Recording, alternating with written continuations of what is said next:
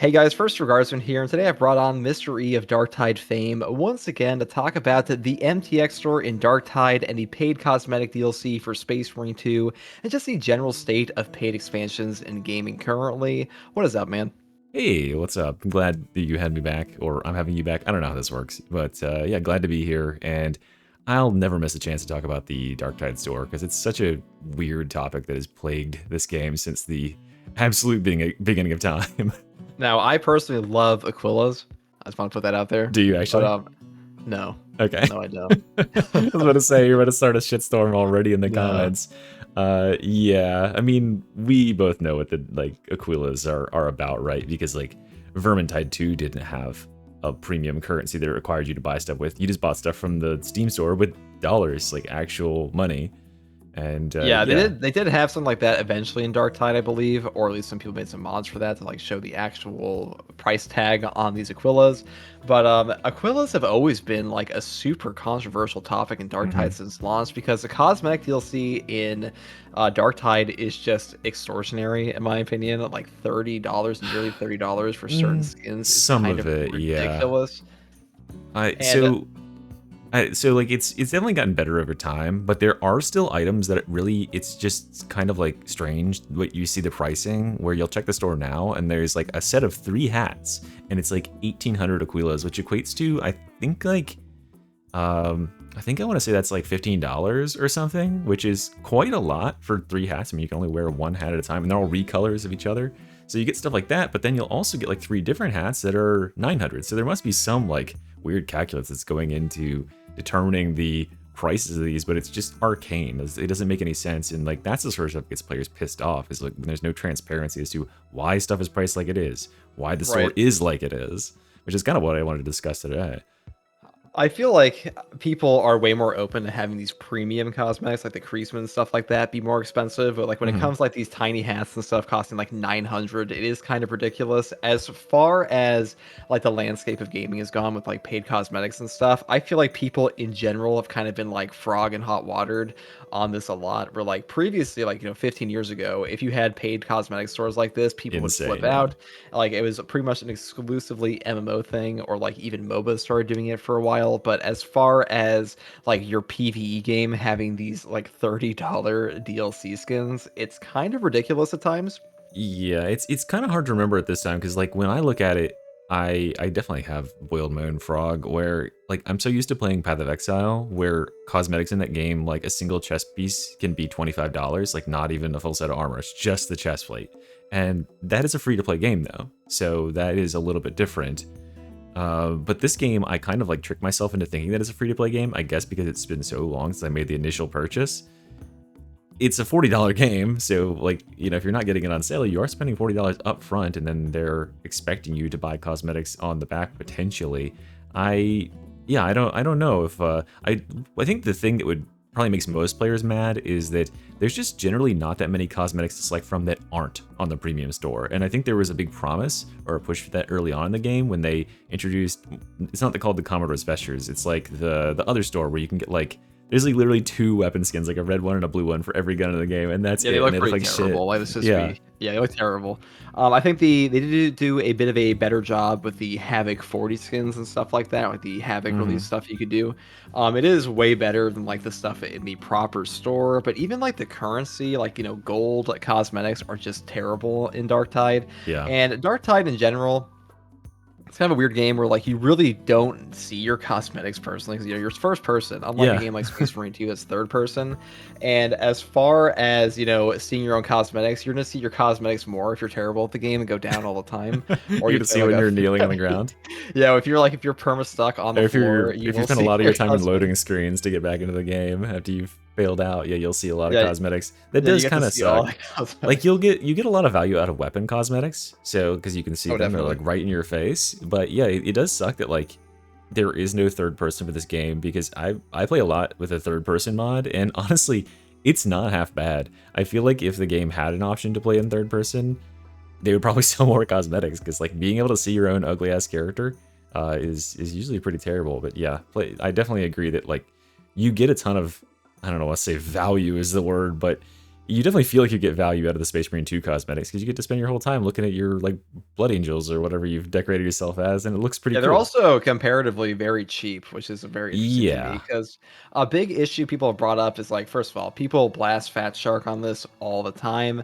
I don't think the problem here really falls on Fat Shark as much as their parent company Tencent, because if we look back at games like Dying Light came out initially and did not have like a paid DLC cosmetic store as far as I know, but eventually Mhm. Tencent, which is also the parent company there, they did add in a MTX store that looked suspiciously similar to the paid cosmetic store we see in Darktide now, with very similar pricing structures and like Mhm. sales and stuff like that. So I do feel like this is not as much of like a Games Workshop issue as a lot of people might think it is, or a Fat Shark issue.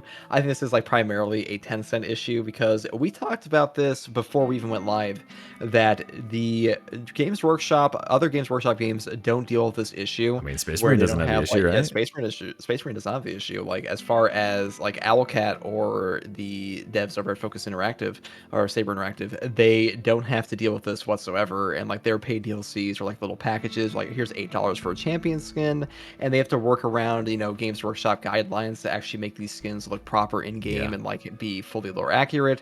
But in the case of our Darktide thing here, it is just a completely different problem. It's a difficult one to like help players to see too, and this is why I whenever I have the opportunity to like get on a soapbox and talk about this, I try to, because I have long ago come to the conclusion that I genuinely don't think that I think I've heard like Tanner say the similar thing is like I just generally don't think that Fat Shark is to blame for like 90% of the issues that are not related to the like gameplay moment to moment. Like if it's to do with like, oh, an update took forever to come out, or the shop is just like really annoying and weird and has the cycling stuff, like I don't fundamentally think that that is a dev, like a game dev decision. And yeah, I too have seen those posts where people are comparing like Dying Light among other Tencent games, and we know it can't be a GW issue because like we just said, Space Marine 2 doesn't have this problem. It's got to be something related more to, yeah, like it would make sense. Like a mobile game distributor like Tencent would have that rotating store. And I think that's what most players' interest or most players' issue with it is. The other thing is, I think they're actually like fighting like a two-front war here because, of course, everyone knows Games Workshop is notorious for like being Oh, yes. very kind of clingy, like overly attached to their IP. And so I think that Games Workshop is probably in charge of like what they allow them to sell on the shop in any given rotation. Like, for instance, when those premium skins come out that are tied in with Rogue Trader and stuff, I bet they have like a 100% say in when that shit is coming out. And then, of course, they have to filter that through the lens of, oh, does the Tencent parameters for what is going to be on sale, how many things need to be on sale per week, like, can we get that to line up? It's just so many hoops to jump through. And we wonder why like Fat Shark is so slow at developing things. It's because they've got like, Games Workshop's very strange in that like they're yeah. very selective in what they want to actually like stranglehold people on, because Mhm. as far as like Ogrins and Zealots go, they don't care remotely as much as like a Guardsman or an Astartes Space Marine and things like that. It seems like as far as outfits go, Kriegsman was like a push they made, the Road Trader stuff is a push they made as well.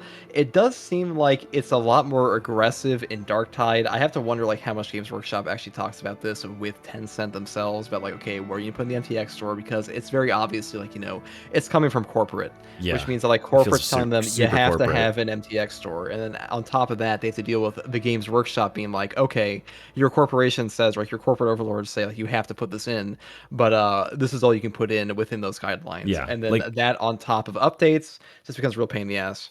I think the thing, like the one that I'll always point to is the RBDs, like the lack of any deluxe skins. Like there's no skins for RBDs at all, like weapon skins or otherwise, except the deluxe one that came out on release. And like that to me, absolutely 100% screams Games Workshop said, no, the lookbook for RBDs is this. It is very tight, is very concise. We need it to match the models because we're trying to sell models and other content here. And Yep. so no, you cannot get crazy with the design document on this one. And the fact that like, Fat Shark's not like blind to what players say about it. They can see that players want to give their like shut up and take our money, but they're like not saying no. They're also not saying, yeah, we'll do it in the future. They're literally saying nothing, which just means they've been gagged, right? That there's a Yep. gag order on the part of like Games Workshop or Tencent or whoever. I think It that's must feel probably a pretty Games Workshop shitty thing. too to have to, like, It deal with that. sucks. Yeah, that definitely sucks because like guess who gets the blame, right? If you're a player who's not watching this, there's a good chance that because you're just not like plugged into, oh, like a lot of players probably are finding out right now that Tencent, of Riot Games fame as well as a bunch of mobile games, is like Yeah, actually like a enormous. enormous shareholder. I think they own like 60% stake in Fat Shark, and like that really characterizes like how people will view the game. But as it currently stands, like most players will just look at it and be like, oh, it's the devs' fault. They're lazy, or they just don't want to produce cosmetics because they're busy with something else or And I feel whatever. like And part of it that sucks. issue is that a lot of devs have just been this greedy all on their own without any like Hmm. type of corporate overlord on this. And I feel like gamers in general are just kind of fed up with the We're idea of so like jaded, yeah. yeah, they are so jaded with I'm MTX. Like so this, so like the ready for word a developer to MTX, fuck me over. battle passes, people are not a fan of these things anymore. They used to be, like when they first came out in things like Call of Duty or like other games. But these days, it is a huge issue for people, and they're not willing to deal with it anymore. And Mm. when they see like a super aggressive MTX store, they're gonna go straight after the company because you've had YouTube channels and people going after these companies forever, and usually rightfully so. But greedy companies are nothing new. But unfortunately, in cases like this, Games Workshop and companies like was it Wizards of the Coast for Baldur's Gate 3 Yeah. really do stranglehold a lot of these games companies into like making the proper cosmetics, even affecting game balance at times, Yeah. and having to deal with that as a company and then like try to relay that to your players Well, when you're gag it's ordered. it's super It's intentional though, because like they get to pretend like, oh, we're just like a company that holds all these properties you know and love, and we're innocent. And like only players who, like I said earlier, are like very aware of like the politics at play will be like, wait a second, like, oh, you're like actually like forcing our devs into like making these choices. It's not actually like entirely on them. Yeah, so like they're behind the scenes and they get to pull all the levers, and then they leave all the bad feedback for Fat Shark. And it's like Fat Shark got blown the fuck up when Dark Tide launched, because remember, it launched with the cosmetic store 100% Yep. working. Everything else is buggy as fuck. But they didn't make the cosmetic store. It's not like they had their devs working to make this cosmetic shit. They had their art team making cosmetics, and then they were just probably porting, given like a, I don't know, like a module to port in the cosmetic, or the cosmetic store from Tencent or Which whatever. is kind of interesting to me because knowing how a lot of the 40K fans react to like Games Workshop in general, most 40K fans do not have a good opinion of Games Workshop at all. They think they're like a super greedy company. So Yeah. the fact that they didn't like immediately push that into Games Workshop is kind of interesting to me because I've seen a lot of apologetics played on things that weren't even Games Workshop's fault in like other games. It's Where hard to in this say. Yeah. one, it's very much like right on top of Fat Shark, which is kind of interesting to Yeah, me. I think it's like a twofold problem. Like Fat Shark doesn't really do themselves any favors in some regards, where like they'll like not address bugs for a really really long time that irritate the player base because they're just not on top of it. Like I just don't think that they have the production speed that a lot of players hope they will. And again, like that honestly also might somehow fall back to Games Workshop, because they also are like super involved in every single thing that they do. Like we've seen in interviews with them very recently. I thought that this was actually something that was only they only had in the initial development phases of the game, because I have spoken to a former like I'll just say person that worked with them in their early development up until patch 13, and he said that Games Workshop was meeting with them once a week to address like IP related issues, and like whether or not like things are going to be permitted. And I was like, holy shit, like that's really involved. Like they are breathing down your neck. And it turns out that's still the case. Like they meet with them once per week, that's so much oversight. Like how much can you get done when someone has to check Yeah, your that's more homework oversight than you would once a week? expect from like even like a multi-billion-dollar company Yeah. with like an IP. Like let's say Disney with Star Wars has less oversight in some Oh things shit. I than mean, that. It they feels like let it's kind of insane. Ryan Ryan, what's his face, make The Ryan Last Johnson, Jedi? yeah, Yeah, they they let did him do make that. It The was like, yeah, Last Jedi. whatever, There was no man. oversight there. Like the guy Do just your completely artistic ran into it. vision, pal. Yeah, you I just do mean, I feel like you, low-hanging fruit to go dude. after the the This is Last why. Jedi. Hey, we're making a podcast here. Okay, we gotta talk about The Last Yeah, we're gonna Jedi. talk about We're next. We'll only talk 8 years about late on this. Grogu. Oh, That's true. Grogu, yes. Yeah, the new Oh, Grogu movie. What do you call it though? guys, I would Star Wars say podcast coming soon. yeah, the Star Wars podcast. The Games Workshop, I felt like they get too much shit on some points, but as far as their like hands-on approach to companies, it's kind of ridiculous. And I feel like as they expand, it really is like this Wizards of the It's Wizards Coastism, of the Coast. It feels where exactly like Wizards. Yeah, I'm about to yeah, it's like say. they just can't understand how big their IP is getting, and like Mhm. that this is kind of problematic for them in like their own growth, and like Yeah, trying to like make it constantly like stranglehold all these different games companies, that's strangleholds of films and stuff like that. that's literally exactly what I was gonna say. Is like, uh, it's the same thing that I always rant about when I'm streaming and I'm trying to play like music that YouTube will block out on like DMCA or copyright claims, and it's like, dude, I have bought so much music and I have found so much more music through things like machinima and random ass YouTubers putting it in their videos in like the early 2000s. And like that is how your property gets famous. Like honestly, one of the first pieces of 40K media I ever saw was Astartes, which is not Same. sanctioned at all. And I was like, holy shit, this is cool as fuck. And like the fact that they shut shit like that down is literally just stymieing their own growth because they're too afraid of things growing and becoming like cancerous, where like they allow like properties that bastardize the core material to like exist. But like I guess the fear is that you end up in one of those situations like a lot of comic books did after like the 80s or 70s, where like literally everybody was printing like Superman or superhero Oh comic yeah, it books, was really bad. and like you're like, okay, is it canonical that Superman like had a dinner with President Nixon? I don't know. Like we have to go to the lore Not books, but I don't think they have to be like so hard on it. And also the other thing that really irritates me is like being a person who's played multiple like 40K games, like I've played Space Marine and I've played Dark Tide, it just kind of really does seem like there is like some sort of favoritism at play where like Games Workshop, I would love to know, I doubt Saber will ever talk about it, but I would love to know how often Saber is actually in talks with Games Workshop, because I feel like it is probably far less than once per week, and it's a way bigger game and it has a more like precious property to Games Workshop, I would imagine. Like, Space Marines. Astartes are just such a bigger deal than like random ass Guardsmen and whatever I whatever mean, else we have Space here. Marine 2 is responsible for like really blowing up 40K in the past year. I mean, Henry Cavill and like his Hmm. upcoming show did that a lot too.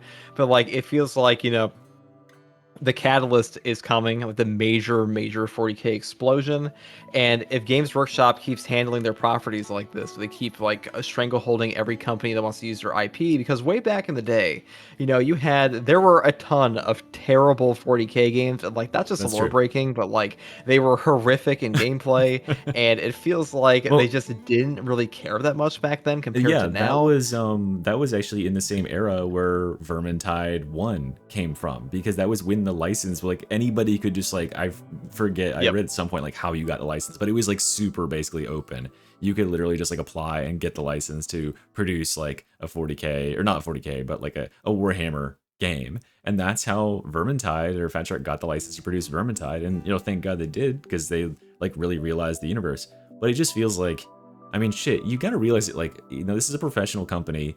They're not gonna do you dirty. Like, they're not gonna do some crazy thing and, like, ruin your franchise somehow.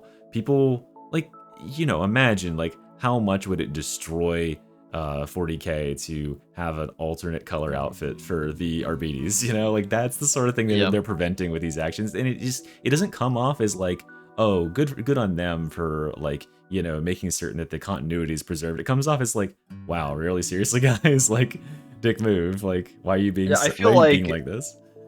You see this a lot of tabletop game companies, especially like we mentioned before. Wizards of the Coast will do the Hmm. same thing with D&D and stuff like that. And like I understand they want to have like a certain consistency across all their media, which is fine because we've had problems like that. I don't know if you ever read like Star Wars Legends way back in the day, where like the lore got so convoluted that like people were just like completely confused as to where the hell anything was anymore in like relation to each other. There were books that were written before like major property movies came out like the Attack of the Clones, that talked about entirely different situations in the lore of those series. So I doubt Games Workshop wants it to happen to 40K, but still, if you just constantly put down every company that wants to use your IP, and just like to this degree, like weekly talks is kind of insane. Like at some point, you're gonna have discrepancies between your games anyways, ways, no property is going to be 100% consistent in lore and aesthetic. And I think that's fine because, have you ever seen, I don't know, a comic book character or something where it has like this super like off the cuff version of it, like like a, I don't know, a bizarre Superman or something like that. And I feel Mhm. like that's good for a property. Like people like to see those random versions of their favorite characters and stuff like that, as long as there's an easy to follow mainline thing, which I feel like in this case there definitely is. I So this is like I'm just like thinking that, if they continue down a path, or like if any property continues down a path where they like lock off all access for like people making iterations on it, making parody of it, or whatever, the natural thing that people are going to do is they're going to find workarounds and they're going to create their own thing. And I think like Space King is like a great example of this, where Yeah, Space Case. like people want a 40k comedy. People like, there's something that's funny about like the like 40k is like kind of tragically funny in a way, where like these people are just like psychopaths. Like Space Marines are Yeah. psychopaths. Everybody in the universe is so fucked up, and it takes like this comical look at it, and it's like, of course, so they're just gonna do that. Like those animators have done 40k. Like they'll put 40k like Space Marines in their animators before. Flash Gets has a number of ones, but like I'm certain that they were probably issued like cease and desist at some point. And so now, guess what? You get one less property in the world that's going to promote your material because you're being idiots about it. And yeah, that's sort of how I feel about the situation with Dark Tide and Fat Shark in general, where it's like, if you just let Fat Shark run free, I feel like honestly it would be in a better state and it would have more interesting things in it.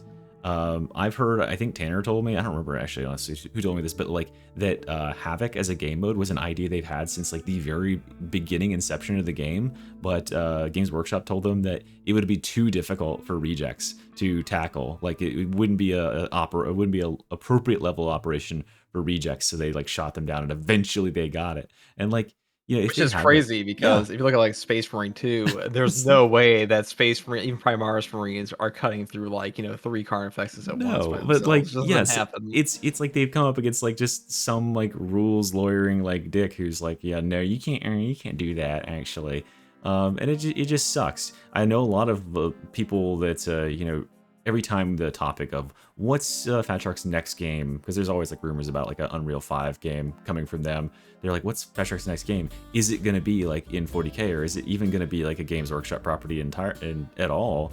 And a lot of players are like, dude, I wish Fat Shark could make a game that wasn't tied to this, because like, yeah, they would have like so much free reign. I feel like they have good creative ideas, but a lot of times they're locked behind like what is A feasible license, yeah. within the license. But also like, I think also like this is where Games Workshop realizes they have them by the balls. It's like the license is sort of what has given Fat Shark the fame, right? They have to pay it respect, because I don't like, although these are good games, I think they're fun, engaging games to play. Same thing with Space Marine 2. Space Marine 2 wasn't Space Marine 2, but it was big guy in armor 2. Yeah, if Nobody it would was be big playing guy in that armor shit. too. I mean, you might have like a tenth of the player Yeah, base. like literally like 10% maybe. Like it If would just be dead. like a little bit over World War Z. Is what Yeah, I feel like. Yeah, pretty yeah. much. 40k has always carried games for a long time, and 40k is a great property for games because I honestly, it's a tabletop game that translates quite Mhm. well into like RPGs and stuff like that, and first-person shooters and horde shooters especially. But as far as creative freedom for the company, you do want to pay respect to the license. But in the case of a studio like Larian Studios, where they tried to pay respects to D&D and basically just got completely screwed over I know. by Wizards of the Coast. Now they're gonna go on to make like their super big and next game, and it won't have anything to do with D&D, Whoops, and there it's goes all that. because you Like, have yeah, like sucks one to suck, greedy Wizards. company. Yeah, pretty much. And it's like people like that game not because of the association with D&D, but because of all the work that Larian put into it. Like, I think that D&D is like probably even like a worse property to do that with, where because it's just like fantasy, like spell casting and shit. Like you could literally Yeah. just change the titles of those spells and it'd be all the same shit.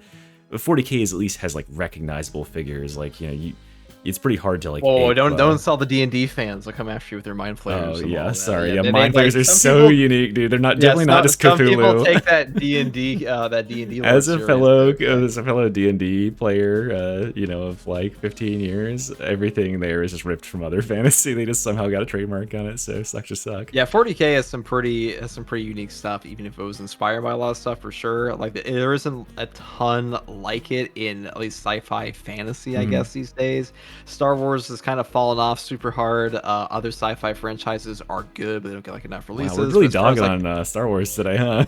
yeah, dude, it's just a low hanging fruit. It's easy, you know. It's just it really is a Guys, like and generational subscribe if fall you want us to off of dunk a on Star Wars more, yeah, guys, guys. like and subscribe. I mean, I put a community post out a while back. I was like, man, that new Grogu movie looks like shit, and people were like, y'all like Star Wars? Like, yeah, it's unfortunate, but it's a low hanging fruit. But you know, a fall off is a fall off, and unfortunately, Star Wars had one. And I feel like 40K and other sci-fi franchises like Dune have been moving in to fill that space. And as Yeah. they get bigger, as they keep pushing forward into like the mainstream, you're gonna have a bigger issue where like more and more companies will be like, "Can we Yeah. use your license?" And you're gonna run the same It's issue where growing like pains. EA, yeah, it's growing pains pretty much, Yeah, big time. but And you can't fight it like tooth and nail. Like you can't I, I just feel like it's so self-destructive to be this way about it. I mean, certainly they have bean counters who are making these decisions, but like, I'll tell you, just in like, yeah, the same thing. To go back to the store, right? Like, I know, just in my heart of hearts, without being a economy major, that if they just open up the store so that every player could buy everything, then the store would make more money oh yeah, in Dark Tide, because there's so many players that I know at this point. I just don't think they're aware of like what the player base that's left is like, where there's like 10K players who probably play like rotating per week, at least in US, and a good portion of those players, if they had access to the store, they would go in and spend $40 today, and yep. they just literally can't because they're waiting for months at a time to get these items. So I mean, look at yeah, the DLC in Space Marine 2, where people just like buy it yeah, immediately. Like immediately, one of the immediately. biggest thing people are waiting for is just like, oh, I want the new Dante skin, I want the new you know, chapter skin and cosmetic DLC, and that's like a huge thing for people, especially in 40K, where we've talked about this before. Like the aesthetics of 40K are fundamental to the 40K experience for a Mhm. lot of people. Obviously, Dark Tide is more gameplay focused than just cosmetics. A lot of players that play Dark Tide don't give a fuck about 40K. But that being said, it's still important for like a huge portion of the player base, and you'll get more players if they have that aesthetic properly represented. Yeah. And I just feel like they've been kind of shooting themselves in the foot, or at least Tencent has, I on think top of I think Games they've been Workshop. being shot in the foot by other people, and then they're getting the gun planted on them, which just sucks. Because yeah, then like Great the way to put it. criticism that like rings home is like, oh yeah, Fat Shark's lazy. Like Fat Shark has this store they're abusing their players. It's like, I mean, sure, could Fat Shark work faster? Absolutely. Could they produce more with updates? Probably. But like they're doing better on that front. And honestly, like I made a And video it looks recently. worse when you have a rotating store Yeah, in most I made a video ones. recently to point out like, hey, the rotating store actually has changed. Like they've added pretty much like double the stuff to it. And again, it's another one of those situations like with the Arbites armor where they literally never mentioned it even one time. They've never been like, guys, the rotating store is here to stay whether you like it or not, or like, we're sorry about the store, we're gonna change it. They've literally never even commented on it, which again means gag order, like in the common Yep, vernacular, the common parlance. It's just they're not allowed to talk about it. They have corporate overlords, as we all will someday, guys. that's true. Some of us have it right now. Yeah, some of us are Now in a I'm kind podcast of with their curious. corporate overlord.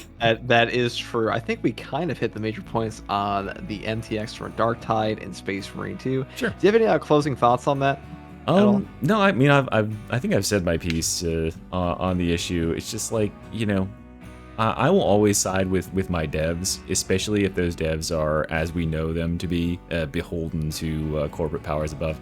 You Yes. always gotta blame the higher ups, right? Wherever the buck That's stops. true. I That's don't true. think I Never don't think that the buck blame stops. Fat Shark and Saber Interactive, guys. That's the takeaway Oh, of you this can blame video. Saber. No. You can't blame. Never They blame haven't them all. sponsored me for video, It's so all Games Workshop's fault. Oh, that's true. oh, that is That's true. just That's all. yeah, that's Yeah. true. Fat Shark sponsored your portion of this video. But anyways, guys, in all seriousness, let us know what you guys think in the comments below about the MTX store in Dark Tide. Do you think this is a Tencent problem? Do you think it is primarily a Games Workshop problem? How do you feel about cosmetic DLC in other games versus 40K properties? And also check out Mystery's channel. He makes a ton of Dark Tide content, build guides for that game, and Yeah. subscribe to this channel if you And like content yeah. like this. I was about to say, if you're watching it on my channel, I mean, you got to go over there and That's true. subscribe to our subsidiary, First Door Guardsman, and let His us know subsidiary. Speaking how of many corporate more. overlords. Yeah, also, super chat and get us to make like 50 more of these guys. Okay. All right. Thanks for All watching, right, man. everyone. Bye. And thanks for coming on, man.